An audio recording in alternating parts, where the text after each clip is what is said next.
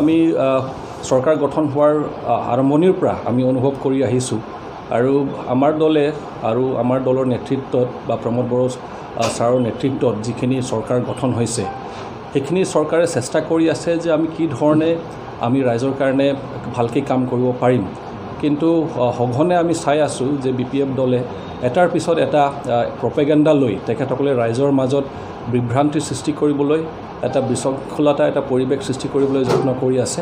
আৰু এই কেইদিনৰ পৰা আমি শুনি আছোঁ যে ওৱান বাই ওৱান তেখেতসকলে বিভিন্ন ধৰণৰ আমাৰ যি ৰুলিং গভৰ্ণমেণ্টৰ MCLA সকল আছে EM সকল আছে তেখেতসকলৰ এপ্ৰ'চ কৰি আছে ডাইৰেক্টলি নহ'লে ইনডাইৰেক্টলি কাৰোবাৰ জৰিয়তে। আৰু এপ্ৰ'চ কৰি তেখেতসকলে এটা কথাই কৈ আছে গোটেইকেইজনক যে আপুনি হেনো আমাৰ লগত আহিলে চৰকাৰখন আমি বনাব পাৰিম, আগৰ চৰকাৰখন ভাঙি যাব, আমি নতুন চৰকাৰ আমি বনাব পাৰিম। আৰু সেইকাৰণে আপুনি যদি আহে তেখেতসকলক এটা ভাল অফাৰো দিয়া হৈ আছে, মনিটাৰী অফাৰো দিয়া হৈ আছে, তেখেতসকলক পজিশ্যনৰ অফাৰ দিয়া হৈ আছে, তেখেতসকলক মানে কোৱা হৈ আছে যে আপোনালোকক পজিশ্যন দিয়া নাই তো আমি আপোনালোকক পজিশ্যন দিম। তো তেনেকুৱাকৈ বিভিন্ন ধৰণৰ মানে এংগেলত তেখেতসকলে চেষ্টা কৰি আছে যাতে বৰ্তমান এক্সিষ্টিং যি গভৰ্ণমেণ্ট আছে সেইটো যাতে ভাঙি যায়। কিন্তু আমাৰ ফালৰ পৰা আমি স্পষ্টীকৰণ দিব বিচাৰিছোঁ যে আমাৰ যিখন চৰকাৰ গঠন হৈছে আমি জানো যে এটা এলায়েন্স গভৰ্ণমেণ্ট আমাৰ UPPL BJP আৰু GSP মিলি যিখন চৰকাৰ গঠন কৰা হৈছে সেইখন এতিয়া এটা ষ্টেবল গভৰ্ণমেণ্ট, এতিয়া আৰু ইয়াত কোনো থ্ৰেট নাই। আমি যিটো ৰাইজৰ মাজত যিটো মেছেজ এটা কনভে কৰিব বিচাৰি আছে BPF দলে, ৰাইজে যাতে সেইটোত লৈ বিভ্ৰান্তি সৃষ্টি নহয়, তেখেতসকলে যাতে কোনো চিন্তাত নপৰে। এইখন গভৰ্ণমেণ্ট এটা ষ্টেবল গভৰ্ণমেণ্ট, এইখন গভৰ্ণমেণ্ট টিকি থাকিব অহা 5 বছৰলৈকে, টাৰ্মটো পূৰা কৰিব, সেইটো আপোনালোকে নিশ্চিন্ত হৈ থাকক।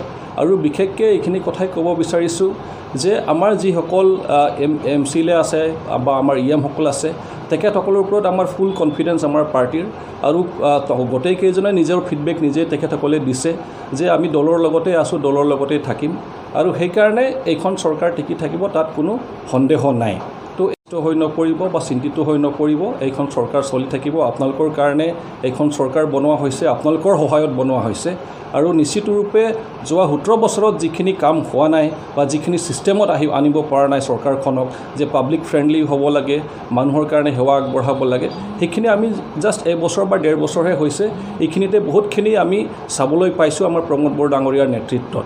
আৰু আমাৰ বিশ্বাস আছে যে তেখেতৰ নেতৃত্বত আমাৰ বড়োলেণ্ডখন যিখন পৰিৱৰ্তনৰ কথা কোৱা হৈছিল সেইখন পৰিৱৰ্তনৰ দিশত আগবাঢ়িছে। ইয়াত আমাৰ ষ্টেট গভৰ্ণমেণ্টৰ ফুল 1.5 বছৰহে হৈছে, এইখিনিতে বহুতখিনি আমি চাবলৈ পাইছোঁ আমাৰ প্ৰমোদ বড়ো ডাঙৰীয়াৰ নেতৃত্বত। আৰু আমাৰ বিশ্বাস আছে যে তেখেতৰ নেতৃত্বত আমাৰ বড়োলেণ্ডখন যিখন পৰিৱৰ্তনৰ কথা কোৱা হৈছিল সেইখন পৰিৱৰ্তনৰ দিশত আগবাঢ়িছে। ইয়াত আমাৰ ষ্টেট গভৰ্ণমেণ্টৰ ফুল ছাপোৰ্ট আছে, আমাৰ চেণ্ট্ৰেল গভৰ্ণমেণ্টৰ ফুল ছাপোৰ্ট আছে। আৰু আমি ভাল পাইছোঁ যে ইণ্টাৰনেশ্যনেল এজেঞ্চিও আমাক এতিয়া ছাপোৰ্ট কৰি আছে, ধুনীয়া কাম আৰম্ভ হৈছে আৰু কামটো কণ্টিনিউ হৈ থাকিব। তো এইখিনিয়ে কথা আপোনালোকৰ জৰিয়তে আমি ৰাইজক জনাব বিচাৰিছোঁ যে আপোনালোকে চিন্তিত হ'ব নালাগে, এইখন চৰকাৰ ষ্টেবল হ'ব আৰু আপোনালোকৰ কাৰণে কাম কৰি যাব। এইখিনিয়ে কথাই ক'ব বিচাৰিছোঁ। সকলে বা আমাৰ সদস্যসকলে বা আমাৰ কোনোবা MCLA সকলে ভিতৰে যদি BPF লগত কানেকশ্যন কৰি পেলাই চৰকাৰ কৰাৰ কাৰণে যদি চেষ্টা কৰিছে, সঁচাকৈ আমাৰ ইয়াত মানে ডিচিপ্লিনাৰী আমাৰ পাৰ্টি লেভেলৰ পৰা তাক একশ্যন ল'ব লাগে, সেইখিনি মই দাবী কৰোঁ। Thank U.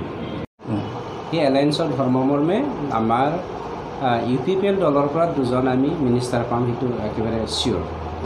আৰু DPF-এ কোনটো যুক্তিত তেওঁলোকে মিনিষ্টাৰ খুজিছে আমি নাজানো, কিন্তু এটা কথা স্পষ্ট, তেওঁলোকৰ মাজত ভিতৰত 2 ভাগ হৈ আছে BPF-ৰ মাজত, চন্দন গ্ৰুপ আৰু হাগ্ৰামা গ্ৰুপ। এইখিনি মানুহে যেন নাজানে সিহঁতৰ মাজত ইউনাইটেড আছে বুলি দেখুৱাবলৈ গৈয়ে তেওঁলোকে নানা কথা কৈ পেলাই মানুহৰ মাজত বিভ্ৰান্তি এটা আনিব বিচাৰিছে। আৰু এইটো আমাৰ মাজত বিশৃংখলা সৃষ্টি কৰিব বিচৰা এটা কৌশল মাত্ৰ।